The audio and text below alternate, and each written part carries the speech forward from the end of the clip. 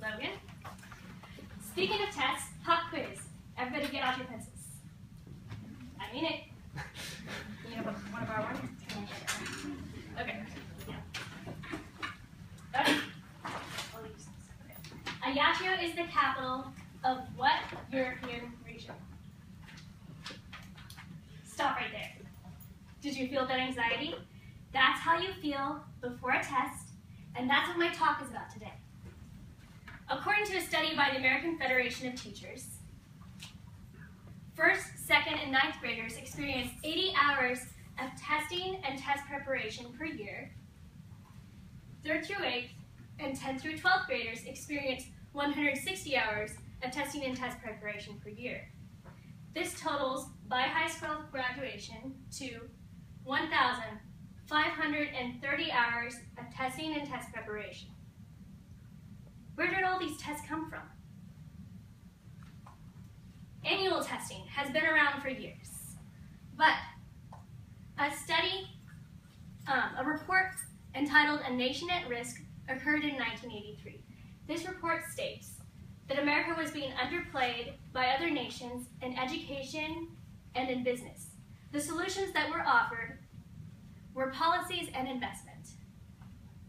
One such policy active today is the Elementary and Secondary Education Act that began administering annual tests in 1994.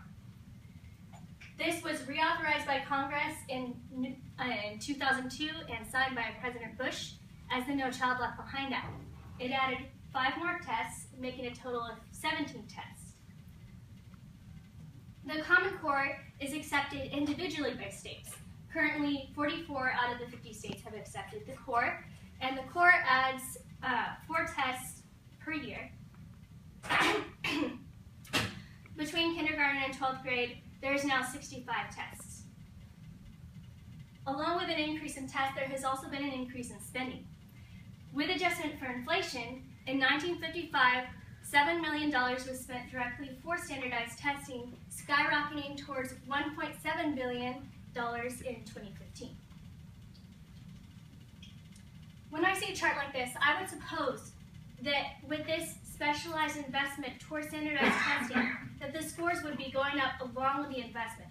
But according to the National Assessment of Educational Progress, there has been the average American 12th grade high school reading score has remained borderline basic since 1992. Why have we flatlined? My thesis today is that standardized testing is hurting not only reading scores, but overall reading success.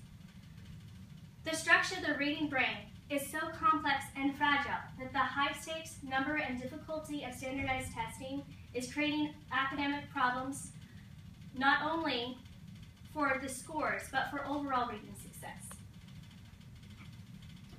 First off, we must understand how the reading brain is structured. There is no specialized brain center for reading, such as there is for seeing or speaking.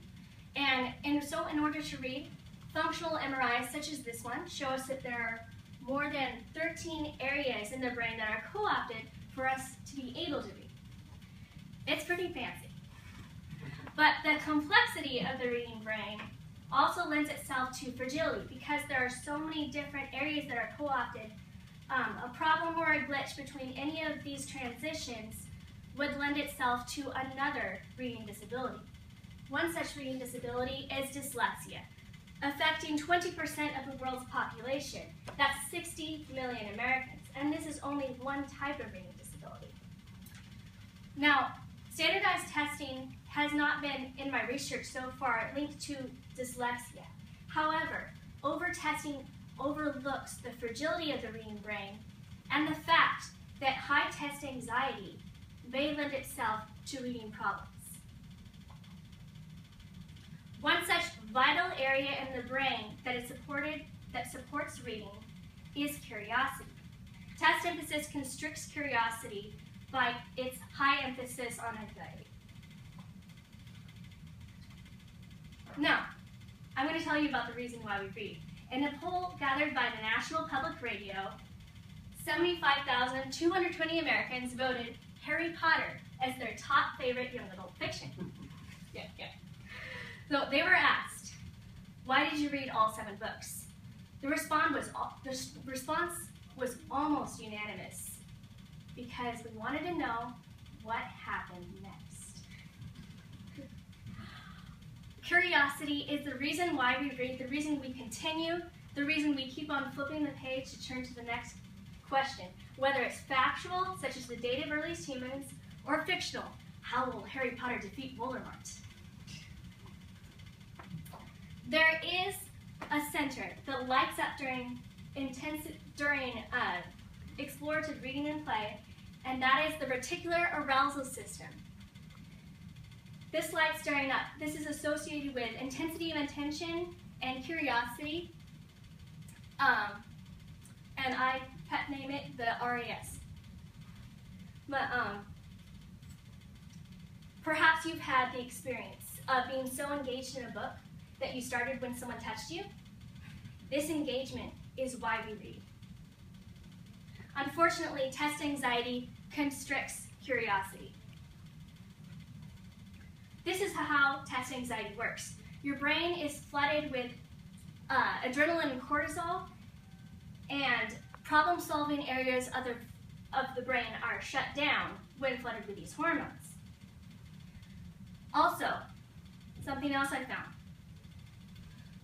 In this fMRI, we see that in anticipation of a test, areas in the brain light up that overlap with threat of bodily harm.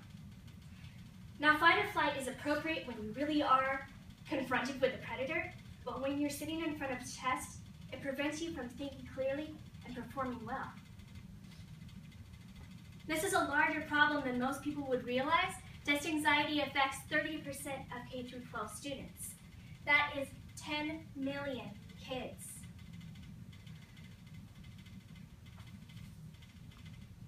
High anxiety reduces not just test performance, but also the ability to understand instructions and to benefit from schooling.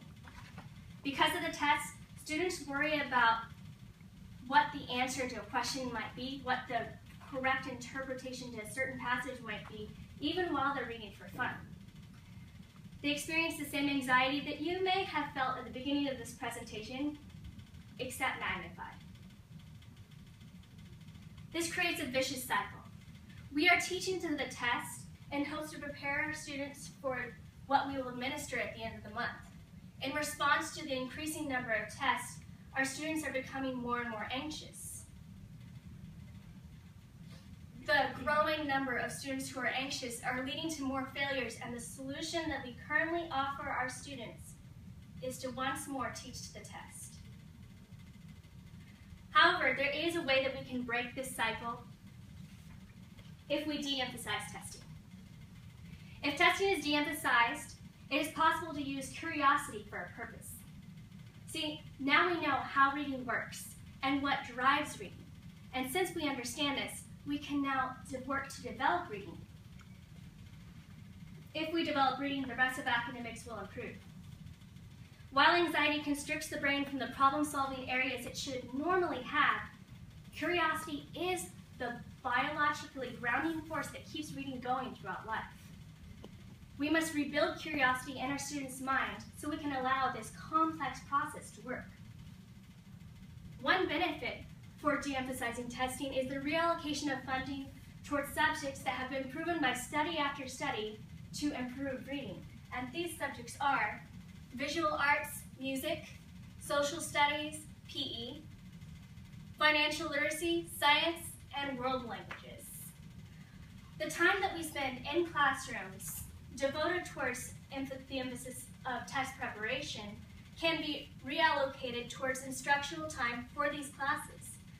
From school to school, this varies from 40 minutes to a whole hour. The current emphasis on high-stakes testing creates an environment that negates what we know about how the reading brain is structured and how we can encourage students to read. If we de-emphasize standardized testing, we will not only be investing in these subjects that help to improve learning and help to improve reading and our students' futures, we will also be helping our students to learn to love reading instead of becoming increasingly anxious. The reading brain thrives on exploration. Up this staircase, our students can learn the joy of reading.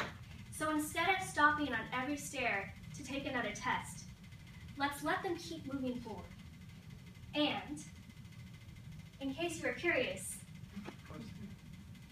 Ajaccio is the capital of Corsica. Thank you.